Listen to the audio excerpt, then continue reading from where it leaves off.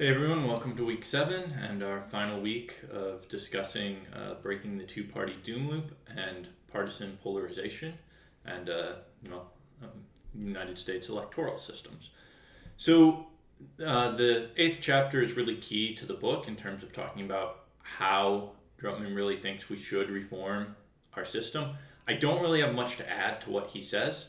I suggest paying attention and seeing how feasible you think his suggestions are in terms of making sure that we're actually resolving all of the problems that he talked about and that we talked about in the earlier videos here.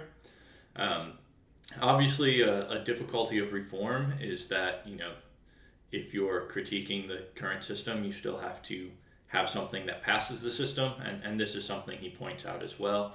Um, you need to get buy-in from the current institutions in order to change over to the new institutions. There's no meta voting system that lets us vote on voting systems. So you kind of have to operate within the realm of what exists, or have a constitutional amendment, or even more extreme, a revolution or something. But generally speaking, Drummond thinks, and I agree, that we can probably do this within the bounds of A, our current government as a whole, and B, even our current constitution without needing an amendment. We could still change voting rules in a way that would encourage multi-party democracy. As he says, more parties. The thing I do want to add here is that our current system just has really extremely limited accountability. You can maybe occasionally get people out for blatant corruption. We'll see what happens with Senator Menendez. He's probably going to go. But that didn't happen for blatant corruption in Texas, in the Texas state government.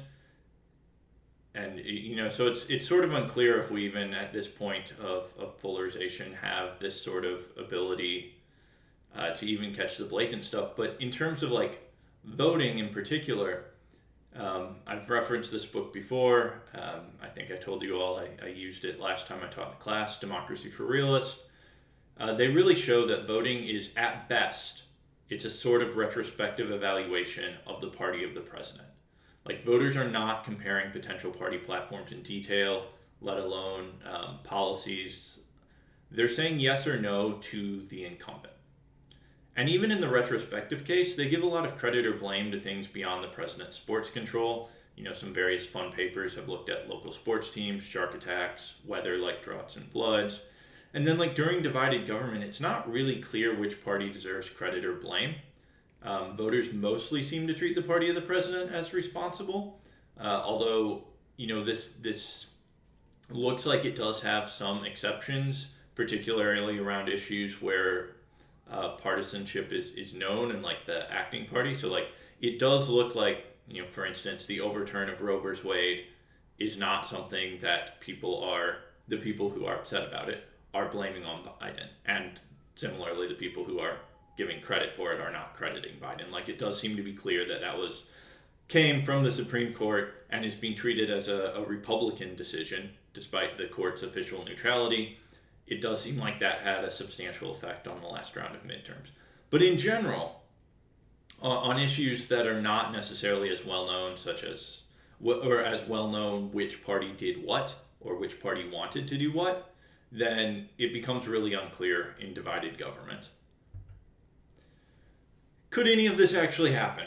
Well, Drummond seems somewhat optimistic, but he also just devoted a book to it and wants to think that it can make a difference.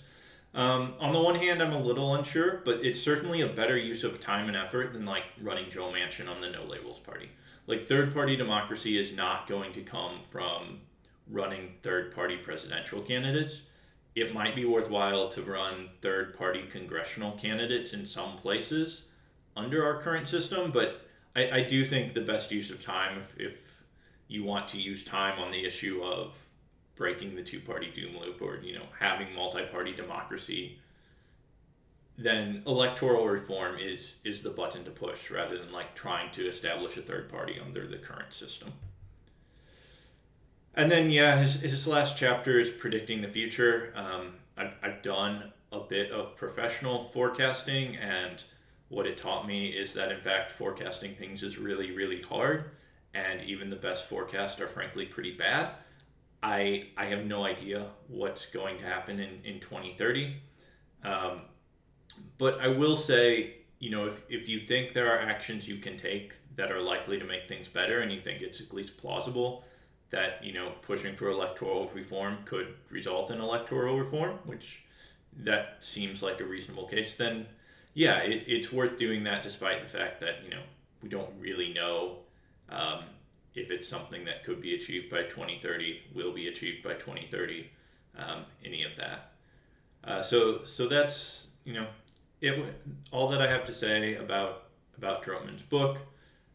Hopefully, it was somewhat informative. Again, I really like the institutional approach and focus that he takes in terms of actually looking at like what are the rules, what actually caused this polarization, because it's so easy to hear it framed as like a story of individuals, and that story is more familiar than like the story of systems and how those systems shaped and incentivized those individuals in ways that led to polarization. As usual, I'll post the discussion questions for the week on Slack and talk to you all throughout the week.